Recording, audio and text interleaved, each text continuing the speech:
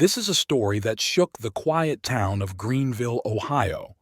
A story that left people shuddering and wondering, how could this happen? It's about a family that seemed ordinary, but within which tragedy was brewing. It's about a father who crossed the last line of humanity. It's about a little girl who became a victim of the one who was supposed to protect her. Her name was Emily. She was only 2 years old. She loved playing with dolls, watching cartoons about talking animals, and laughing when her mother tickled her before bed. Her life was just beginning, but her future was cruelly cut short by the one she trusted most, her father. His name was Jacob Morris, 34 years old, an auto mechanic, a husband and a father. From the outside, he seemed like an ordinary person, quiet, a little withdrawn, but not suspicious. No one could imagine that behind this mask there was a darkness that would one day break out. This incident was not just shocking. It divided the life of the city into before and after. How could a man who was supposed to be the support of his family do such a thing?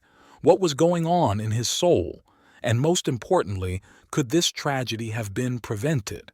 In this series, we will try to understand the intricacies of this dark story. We will go through all the stages, from the life of the family to the fateful day, from the investigation to the trial. We will try to understand what led to this tragedy and what lessons can be learned from this terrible case. But before we go into details, it is important to remember, behind each of these cases there are real people, real pains, and real destinies. We will not speculate on emotions or seek sensations. Our goal is to understand in order to prevent, so that such things do not happen again. So, let's start from the beginning. Who were these people? How did they live before the day that changed everything? And what could have been the final straw that led to this irreversible tragedy? To understand how this tragedy happened, we need to go back in time to the days when everything still seemed normal, when the Morris family's life went on as usual. Who were they? What kind of people were hiding behind the facade of everyday life? And what cracks were already beginning to appear in their seemingly normal lives? The Morris family lived in a small house on the outskirts of Greenville. Jacob, his wife Sarah, and their little daughter Emily. At first glance, it was an ordinary family, like thousands. But as often happens, behind the external calm there were complications, problems which perhaps led to a terrible ending. Jacob Morris. He was 34 and worked as a mechanic at a local garage. Jacob had always been a quiet, reserved man. He rarely smiled and even less often talked about his feelings. His co-workers described him as a normal guy, but noted that he could suddenly shut down or fly off the handle over trivial matters. He was like a ticking time bomb, said one former colleague. You never knew when he was going to explode. Jacob grew up in a strict family. His father, a war veteran, raised him with iron discipline, and his mother, tired of life, rarely showed him tenderness. Perhaps this is what shaped his character, withdrawn, a little aggressive, but at the same time thirsty for love and understanding. Sarah Morris. She was 29 years old and worked as a nurse at a local clinic. Sarah was the complete opposite of Jacob, sociable, cheerful, and emotional. She loved her job, her patients, and of course, her daughter Emily. But her relationship with Jacob was far from ideal.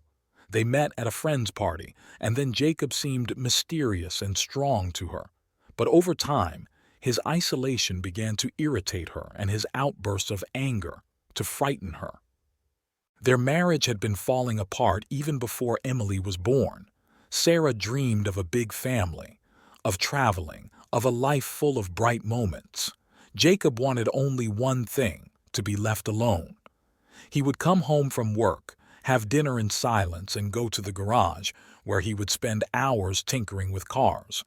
Their conversations became shorter and their arguments louder. Emily Morris. She was only 2 years old. She was the light of Sarah's life. The girl loved finger painting, playing with a kitten named Molly, and listening to her mother read her bedtime stories. She was curious, cheerful and very attached to her parents. But even in her small world there was tension. She didn't understand why her dad played with her so rarely, why he sometimes yelled at her mother, why the house was so often quiet.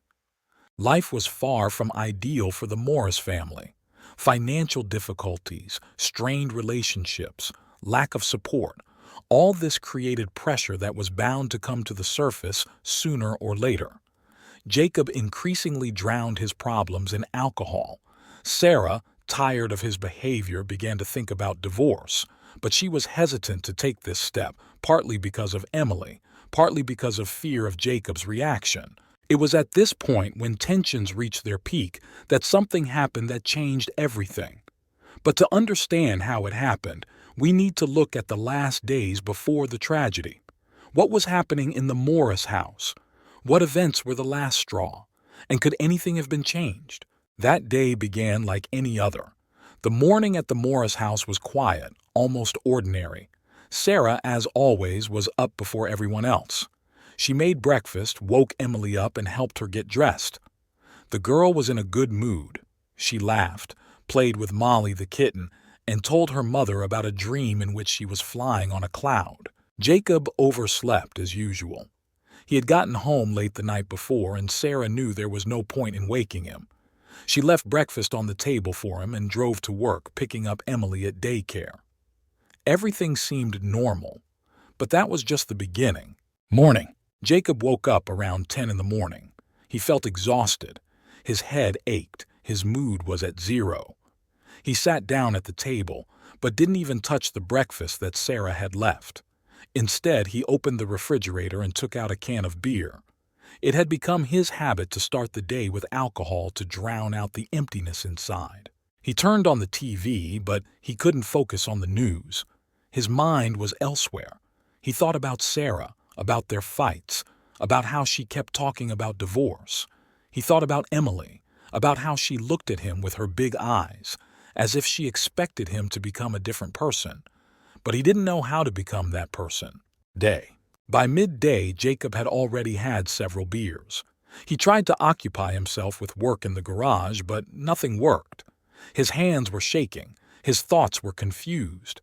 He felt anger building up inside him, as if something was about to explode. At that moment, the phone rang. It was Sarah. She said she would be late at work and asked him to pick Emily up from daycare. Jacob didn't want to do it. He wanted to be left alone, but he agreed. When he came to pick Emily up, the teacher noticed that he smelled of alcohol. She wanted to say something, but she didn't dare. Emily, seeing her father, ran to him happily. She didn't understand that something was wrong. Evening. At home, Jacob tried to occupy himself with Emily. He turned on cartoons for her, but he himself could not concentrate. His thoughts were gloomy, his mood was getting worse. Emily, feeling his detachment, began to be capricious. She wanted to play, but Jacob did not pay attention to her. At one point, Emily fell and hurt herself. She started crying, and that was the last straw. Jacob, who had been holding back until then, suddenly exploded. He screamed at her, grabbed her arm, and threw her onto the couch. Emily, scared and confused, cried even louder, and then something in Jacob snapped. He didn't remember how it happened. Later, when he was questioned, he said it was all a blur. All he remembered was screaming, crying, and his own rage. When he came to, Emily was lying unconscious on the floor. He tried to revive her, but it was too late. Night. When Sarah returned home, she found Jacob in the garage. He was sitting on the floor. His hands were covered in blood. He wasn't crying. He wasn't screaming. He was just sitting there, staring into space. Sarah, sensing something was wrong, rushed into the house. What she saw became her worst nightmare. Emily was lying on the living room floor. Her small body was motionless. Sarah rushed to her side, trying to bring her to her senses, but it was too late. She screamed, called the police, but all she could do was hold her daughter in her arms and cry. News of the Morris tragedy spread quickly throughout Greenville. By the next morning, the entire town was talking about what had happened. People couldn't believe that something like this could happen in their quiet, peaceful town. Parents hugged their children tighter, neighbors whispered behind closed doors, and the first rumors began to appear on social media. The first hours. The police arrived on the scene 10 minutes after Sarah's call. The first person they saw was Jacob. He was still sitting in the garage, his hands bloody, his eyes blank. He didn't resist when they took him into custody. When asked, "What happened?" he only whispered, "I didn't mean to." Sarah was in shock. She couldn't speak, she couldn't cry. She just sat on the floor holding her daughter's body in her arms, while medics tried to calm her down. She was later taken to the hospital where she was given a sedative. Beginning of the investigation. The investigation began immediately. Detective Mark Thompson, a 20-year veteran of the force, took charge of the case.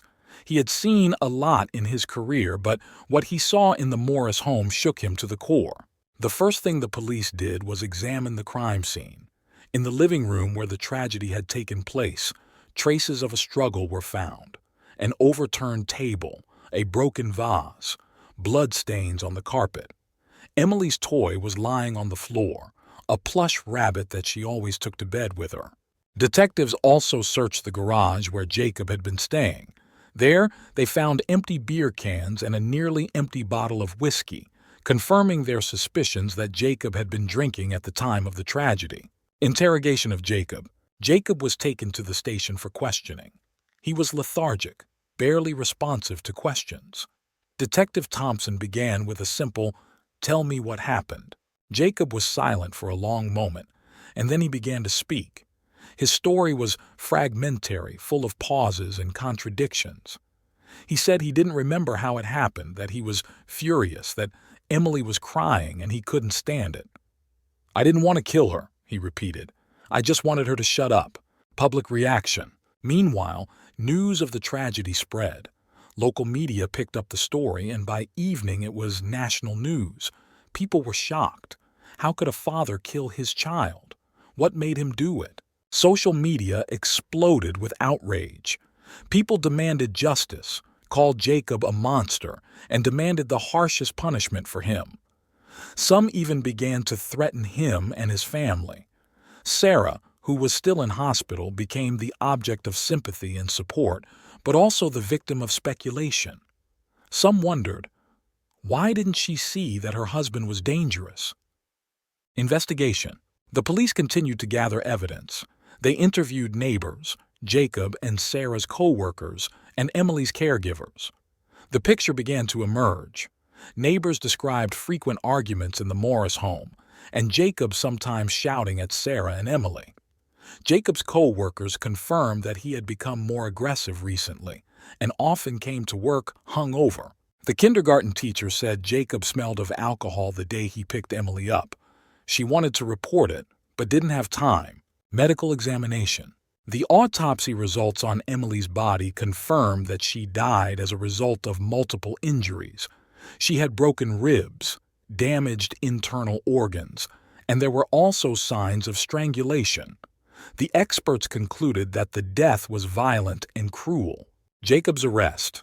Based on the evidence gathered, Jacob was charged with first-degree murder. He was arrested and placed in a holding cell. He faced life in prison without the possibility of parole. As the shock of what had happened began to subside, people began to ask, why? What could have driven a father to kill his own child? To understand this, you need to look at Jacob Morris not only as a criminal, but also as a man whose life was full of internal conflict, pain, and unfulfilled desires. Jacob's childhood. Jacob grew up in a family where emotions were taboo. His father, a war veteran, raised him with iron discipline. Any mistake, any sign of weakness was punished. Jacob's mother, tired of life and constant quarrels with her husband, rarely showed tenderness to her son. She was emotionally distant, preferring not to interfere in conflicts between father and son. Jacob grew up in an atmosphere of fear and oppression. He learned to hide his feelings so as not to provoke his father's wrath. But inside him there was a rage that would one day find its outlet. Youth and growing up. As a teenager, Jacob began looking for ways to cope with his inner pain. He became fascinated with cars, which became a way to escape reality. He felt safe in the garage, surrounded by tools and engines, but even there, he was haunted by thoughts that he could never be like his father. Strong, confident, respected. After school, Jacob went to work as a car mechanic. He didn't want to study further. It was enough for him that he could do what he liked. But the work did not bring him satisfaction. He felt locked in a cage from which there was no escape. Relationship with Sarah. When Jacob met Sarah, he felt like he could be happy for the first time. She was his complete opposite, cheerful, outgoing, emotional. She brought a little light into his life, but over time, their relationship began to crack. Sarah wanted more: travel, bright emotions, a big family. Jacob was happy with what he had. He did not understand why Sarah always wanted something, why she could not just be happy with what they had. Their quarrels became louder and louder, and Jacob became more and more withdrawn. Emily's birth. When Emily was born, Jacob felt his life had new meaning. He wanted to be a good father, wanted to give his daughter what he had not had as a child. But he did not know how to do it. He did not know how to express his feelings. He did not know how to be gentle. Instead, he tried to be strict like his father, but this only distanced him from Emily. Sarah, seeing Jacob withdraw from his daughter, began to get angry. She wanted him to be more involved, to spend more time with Emily. But Jacob didn't know how to do that. He felt helpless, and that only made him more angry. Alcohol and aggression. In the last months before the tragedy, Jacob began drinking more and more. Alcohol became a way for him to numb his inner pain, but instead of providing relief, it only brought new problems. Jacob became more and more aggressive. His outbursts of anger became more frequent and intense. Sarah, seeing how he was changing, began to think about divorce. But she was afraid. She was afraid that Jacob would not let her go, that he could do something terrible. And her fears were not in vain. Psychological analysis. Psychologists who studied Jacob's case concluded that he suffered from deep emotional trauma that had been going on since childhood. His aggression was the result of repressed feelings that he could not express.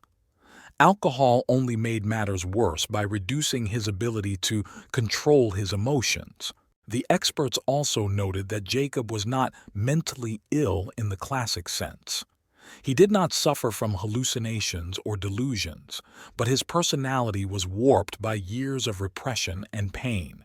He did not know how to cope with emotions, did not know how to ask for help.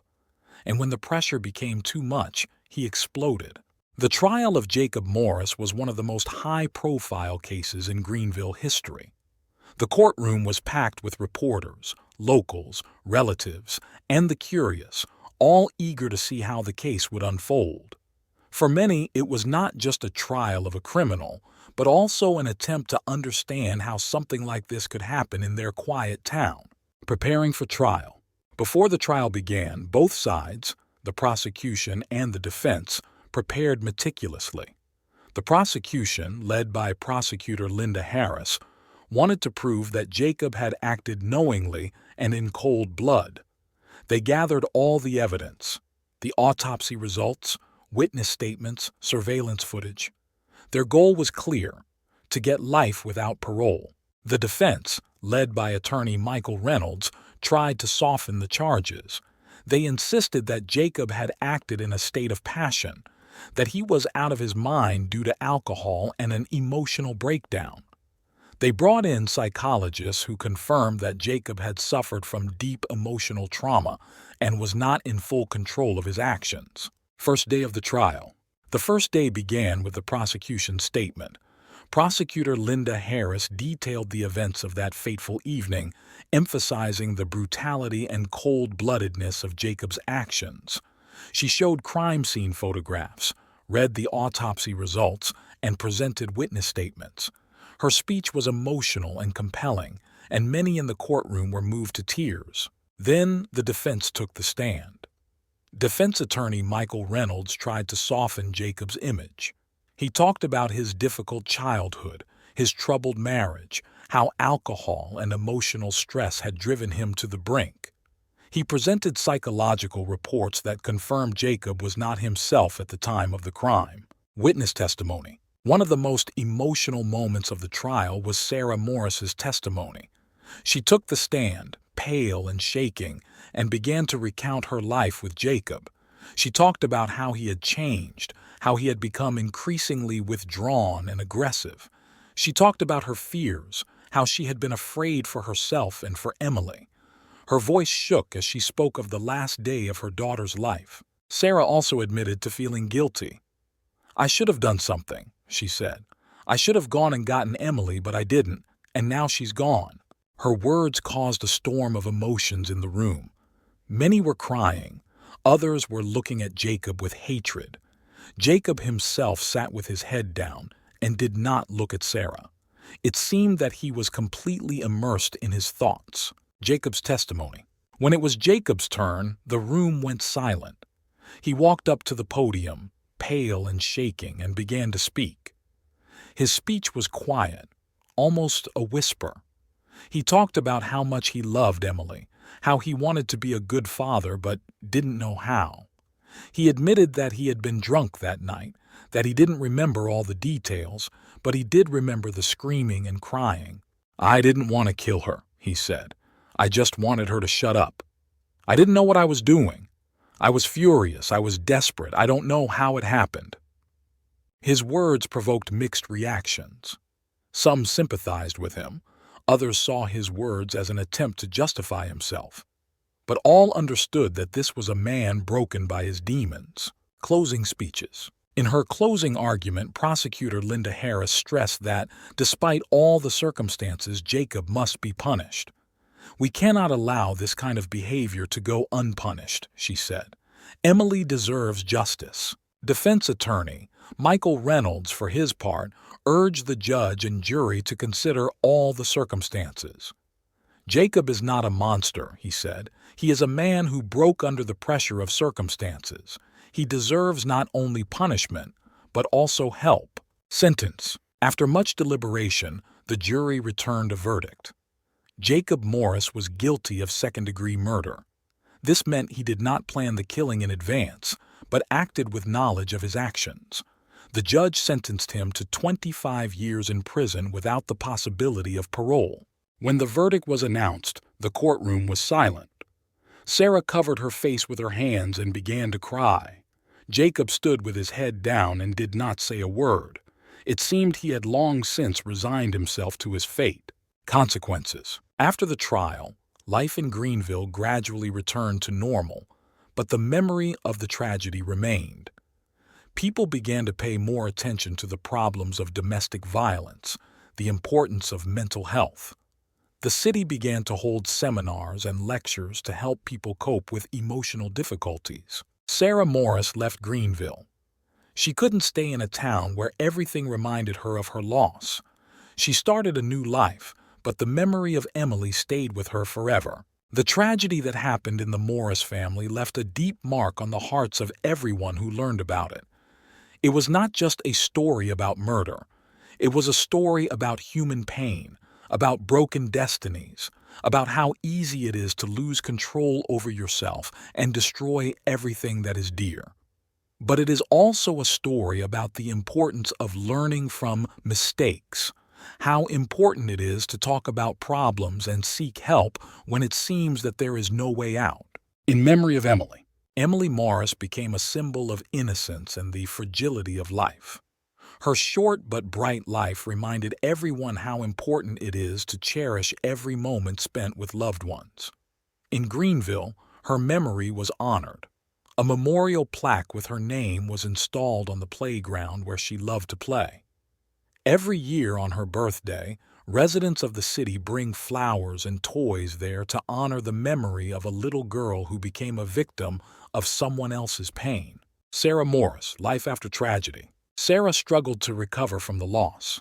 She left Greenville to start a new life, but Emily's memory haunted her everywhere.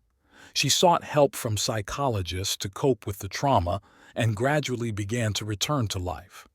Sarah became an activist for the rights of victims of domestic violence. She founded a foundation that helps women and children in difficult situations and conducts educational programs to prevent such tragedies in the future. "I don't want anyone else to go through what I went through," Sarah says. "Emily will always be with me, and I will do everything I can to make sure her death was not in vain." Jacob Morris, life behind bars. Jacob is serving his sentence in a maximum security prison. He rarely interacts with other prisoners, preferring to spend time alone. According to prison psychologists, he still cannot fully comprehend what happened. He writes letters to Sarah asking for forgiveness, but she never responds. In prison, Jacob began attending psychology and self-help classes. He tries to understand his emotions, to understand what led him to do what he did. "I know I can never undo what I did," he wrote in one of his letters, "but I want to understand why it happened. I want to become a better person, even if it doesn't change anything." Public reaction. The tragedy in the Morris family shook the community. People began to talk more about the problems of domestic violence, the importance of mental health, and the importance of seeking help in time. Seminars and lectures began to be held in Greenville and other cities to help people cope with emotional difficulties. "We can't turn a blind eye to things like this anymore," says one Greenville resident. "We have to help each other, talk about our problems so that tragedies like this don't happen again." History lessons. The Morris family story is not just a tragedy. It is a reminder of how important it is to be attentive to your loved ones, how important it is to talk about your feelings and not be afraid to ask for help. This is a story about how each of us can find ourselves on the edge, but it is important to remember that there is always a way out. "We all have a responsibility to those around us," says the psychologist who worked with Sarah. "If we see someone suffering, if we see someone losing control, we have to reach out. We have to be there." The finale. The tragedy in the Morris family left a deep mark on the hearts of all who learned about it, but it also became an impetus for change. People began to talk more about their problems, to help each other more, to appreciate what they had more. Emily Morris will forever be remembered as a symbol of innocence and the fragility of life. Her story is a reminder of how important it is to cherish those we love and how important it is to not remain indifferent to the pain of others.